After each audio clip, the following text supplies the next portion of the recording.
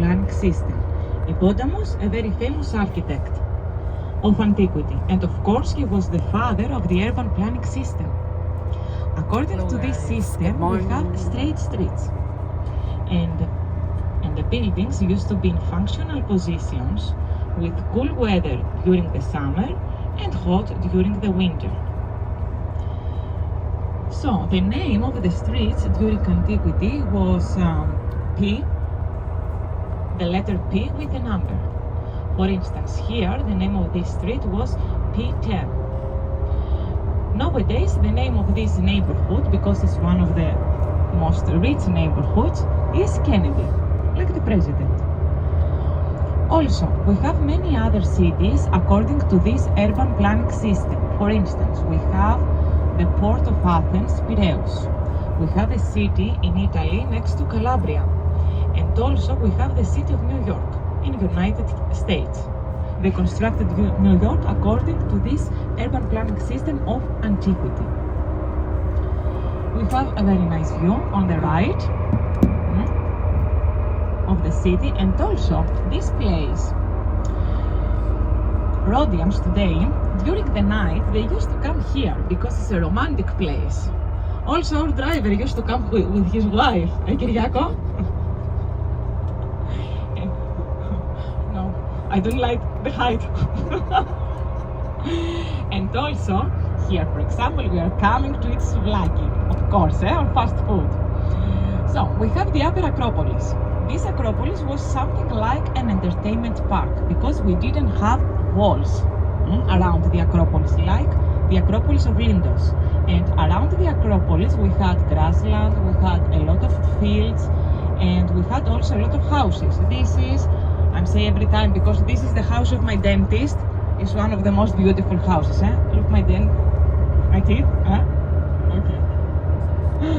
So this Acropolis was divided into two levels. In the first level we had the temples.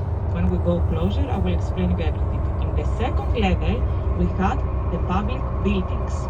For instance, we had an ancient stadium, and this stadium was very important because we had a very famous athlete of antiquity. Later when we come back after the medieval city, we're gonna see also the statue of this athlete, and his name was Diagoras. For this reason, the name of our airport is Diagoras. And here also we have some underground places of worship. Today we cannot see very well on the right the mountains of Turkey.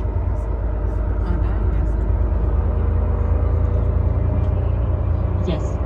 Can you see also on this part the view is very nice.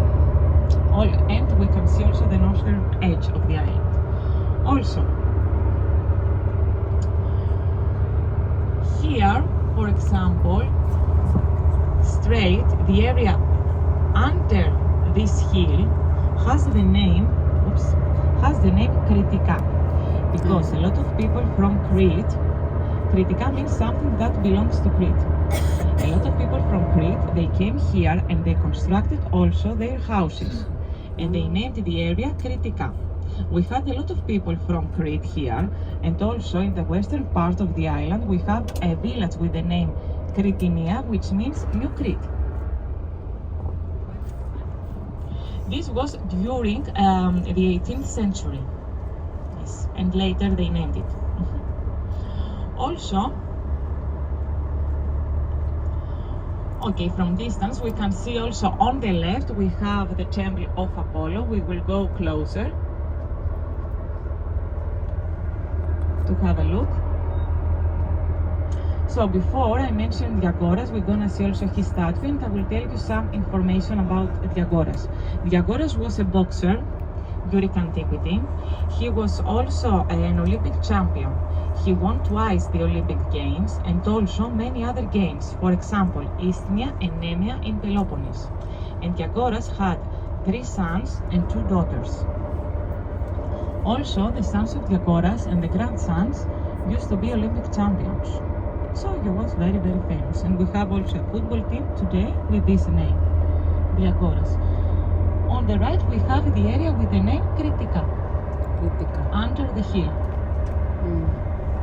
And imagine if we continue straight from this road under the hill, we are going to Ialissos and Kamiros, to the western part of the island.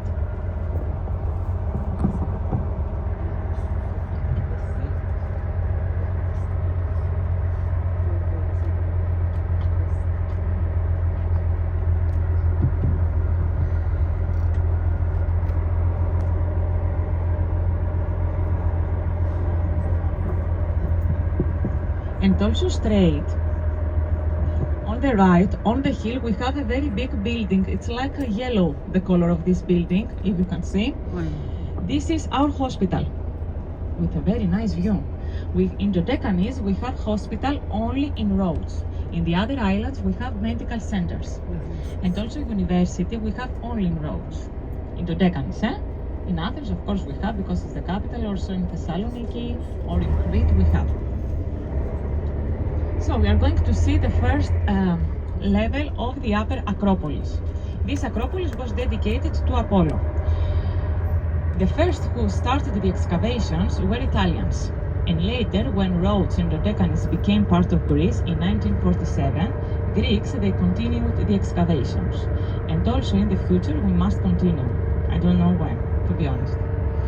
So, here we have the ruins of the Temple of Apollo, the Doric temple, these 4 pillars, columns, and in front of this temple was also the statue of the god with 4 horses. In this area we had another temple, the temple of Artemis. Artemis was the twin sister of Apollo. Their father was Zeus and their mother was Leto, and they born on the island of Delos. And the people, because they were twins, they used to construct the temples of these 2 gods in the same place. Also in this area they found the ruins of the biggest temple, which was dedicated to Athena and Zeus. And the locals, they used to keep inside this temple the documents of agreement with other states. And now we are going to see the second level. The condition of the second level is better.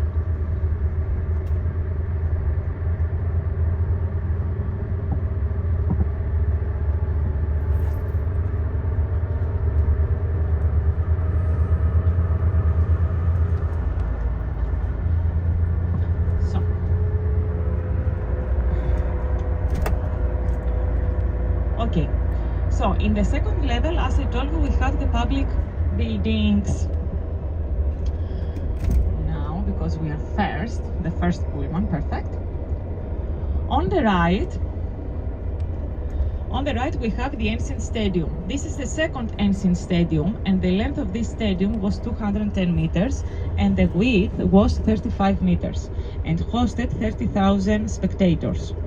On the right, we have the conservatory. Unfortunately, we have these trees. I must come to cut these trees. But it's the conservatory, Odeon.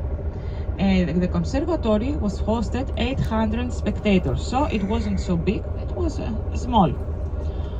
Also, under the trees, can you see these stones? We have a lot of stones. These used to be the bases of the statues of antiquity, and we have many inscriptions on these bases. According to these inscriptions, in this area we had also a gymnasium. Gymnasium is a gym. It was a gym with an educational character.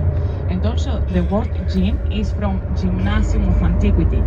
Gymnasium is from the Greek word gymnos, because G in Greek is G. So gymnos. Gymnos means naked, because the Olympic Games were nude games. For this reason. And today, nowadays, we call gymnasium the middle school. We are not naked. Also, in this area, we had a library. The Greeks used to say a healthy mind in a healthy body. So it was very important, the body and also the mind. The name of this street was P, again, 31. And also, today, the name is Diagoridon, from Diagoras, from the athlete. In this area we found the ruins of a pantheon, and later on this pantheon they constructed a very big church. And this church is the biggest church of Dodecanese.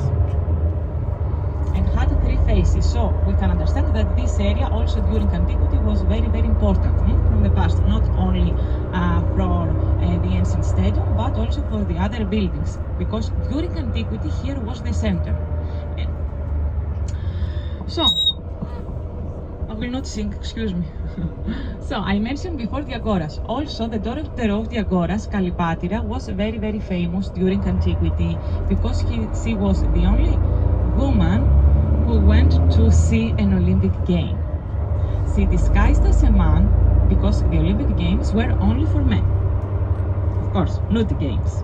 So she disguised as a man and she went to the Olympic Games because she wanted to see her sons.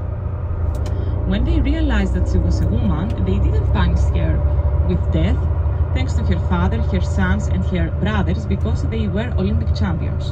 So Kalpatira, from Rhodes. So all these buildings of this area are from 1860 until 1950.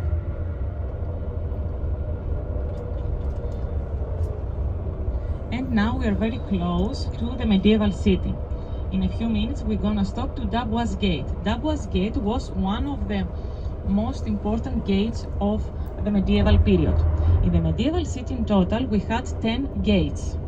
Nowadays we use 7 of these gates, and to go inside the medieval city we need to cross the main gate and also some other doors, gates smaller.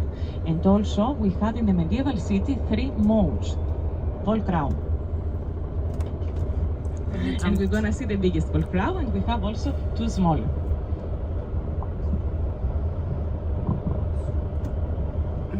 Get prepared, please.